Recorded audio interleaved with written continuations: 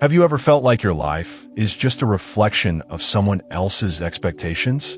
Like every decision you make is filtered through a silent need to please, to be accepted, to not disappoint?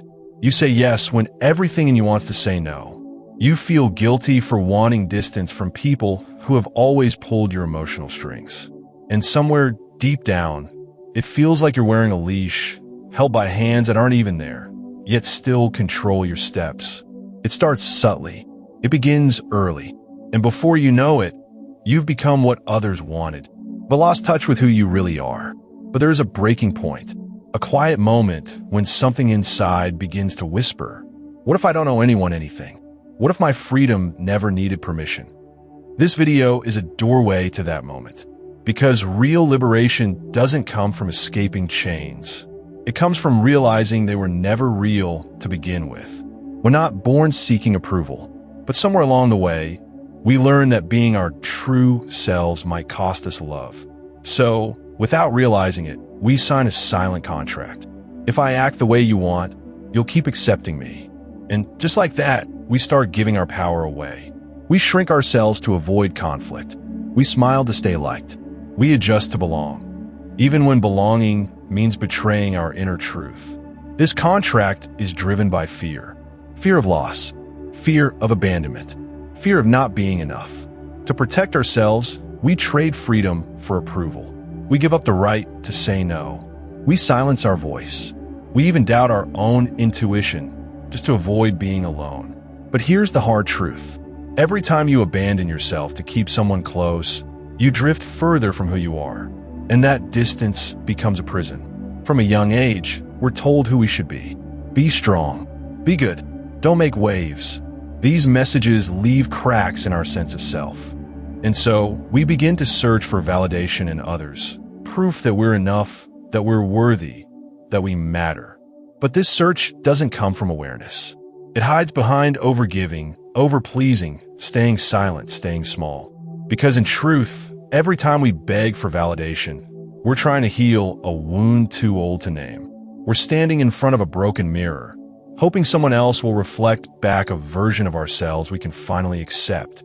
But while we seek our worth in external approval, we stay fragmented.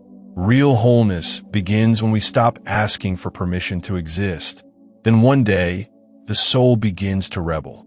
You wake up and feel surrounded by people but utterly alone. You smile for the camera, but feel empty inside. You check every box on the outside, but there's no pulse beneath it.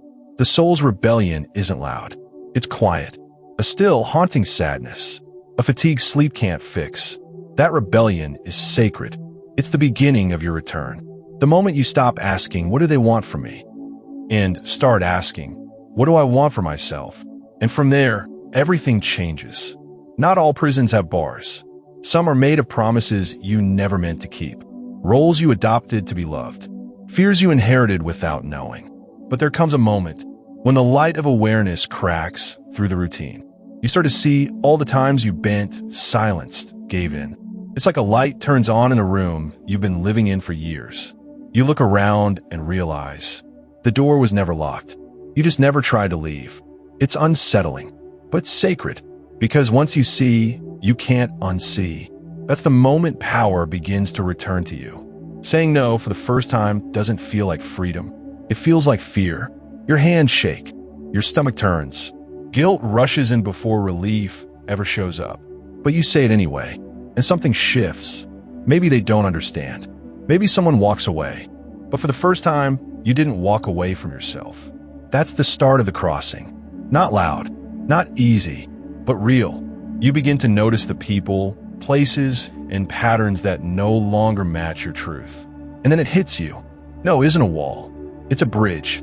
From who you pretended to be, to who you truly are. True freedom doesn't shout. It doesn't come from needing to prove or explain. It rises from the quiet center inside you. The place that stopped asking for permission. You stop reacting and start choosing. You stop molding and start existing. Carl Jung called this process individuation. The journey back to your authentic self. It's not a conquest. It's a return. A remembering of what was silenced. A healing of what was divided. A reunion with what you always were. And when you live from this place, the world feels different. Some step back because they can't bend what's now whole. Others are drawn closer because they feel the strength of someone who no longer begs to belong. This strength isn't ego. It's self-respect. Freedom has a cost. You'll lose people who only loved your obedience. You'll lose comfort disguised as connection. You'll lose the illusion that pleasing others keeps you safe. And yes, it hurts, because even toxicity can feel like home when it's all you've known. But for something new to be born, something old has to die. You let go of the version of yourself created to survive. You bury the guilt that kept you small. You make peace with the fear, not by erasing it, but by moving forward anyway. What dies isn't your heart. It's the silence that kept it hidden. And what remains is real. Living without being controlled doesn't mean living without emotion. It means living with roots. You still feel. You still stumble. You still care. But now you're anchored. You enter a room without needing to shrink. You hear criticism without dissolving. You love without losing yourself. This presence doesn't arise from pride. It grows from reconciliation with every version of you that had to dim their light to stay. And for the first time, you're not surviving the world. You're walking through a hole. The journey back to yourself isn't about becoming someone new. It's about returning to what's always been quietly waiting inside you. When no one holds power over you, life stops being a courtroom and becomes the sacred ground where you walk in truth. Not to prove anything, but because you finally belong to yourself. If this message spoke to something inside you, leave a word in the comments that captures where you are now. Maybe it's clarity, maybe it's enough, or maybe just arrived. What you share may echo in someone else's silence. And if this journey resonated, share this with someone still searching for their way back home.